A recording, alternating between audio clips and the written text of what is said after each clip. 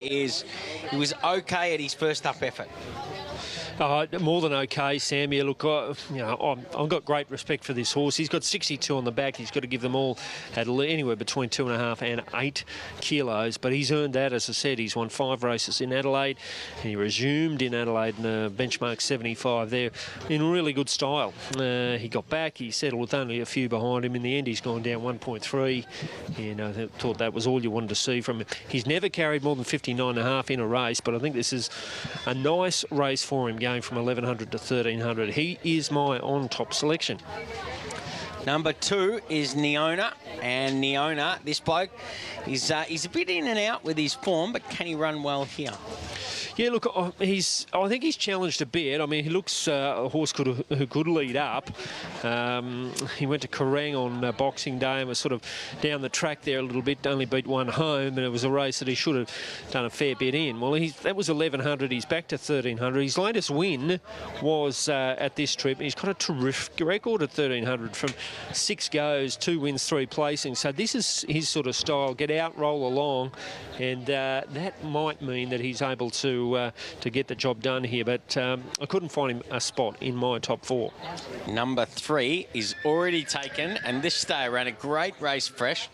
He was might want it a little bit longer here, you would think, but he can still run well on his home track. Yeah, look, I would think so. That was first up 1100. We saw him at the end of last prep, winning at 2000 and also performing well 2100. So he's on the way to those sorts of distances, but on the way to those trips, he can certainly perform well at this trip. He's only had one run around this track and was a win at 1300. So expect him to springboard, if you like, or take benefit from the first up run.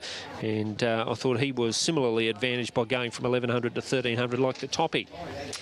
Number 4 is See What I Bring, back in trip here. If they go hard, he can be getting home hard.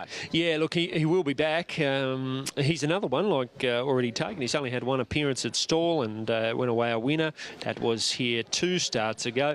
And Geelong, since then, well, he just sort of battled, but it was on a soft track and perhaps not to his absolute best on that sort of going. So, yeah, look, expect him off speed. I think what he did here 2 starts ago takes him a fair way in this race. Number 5 is Sparse Holt, and this horse is so honest and he's been racing so well. Yeah, he deserves a win. Absolutely deserves a win, but he's been all around at this preparation with 7 runs. He's placed 4 of those.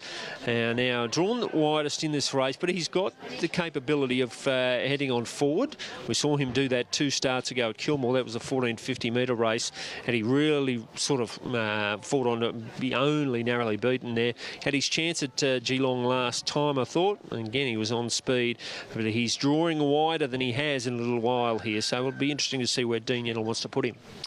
Number 6 is Like Amirs, and Like Amirs did enough at first up run. Yeah, look, bypassed Kyneton yesterday to go here in this smaller field. Got a long way back, all the way back to last from a wide draw at Kyneton last time. And look, she finished off quite well. There's no knock on what she's doing at 64 level. She runs into a few here that have sort of competed at a higher level, but she should get a reasonable run in the race. She's got 54 on the back. And again, it's had that first up run and can now improve off it. 7 is Our Dexter, local, and it was a good effort last time. Yeah, it was. It was a 58 over at Horsham, and I thought this might find him out. He's got 3 wins from 26, but you can see him trailing up really sweetly here in the run. And yeah, 58 victory going to a benchmark 70, I thought might be the thing that finds him out, but there's no knock overall. Number 8, Brunette Blonde, is the outsider of the field, led up first up and should be better for the run. Yeah, look, she's I think rightly the outsider here at $51. She's the probable leader, I've got to say. She's led him up first up at Benalla there. She's fitter for it, but again, she just hasn't shown too much throughout last preparation, and I doubt she can lead throughout here. I would think her best chance is probably to finish 4th or 5th, frankly. Kev, you could be a part-time tech man because you've just got this tally working again back on the page. Just just when we got to brunette blonde.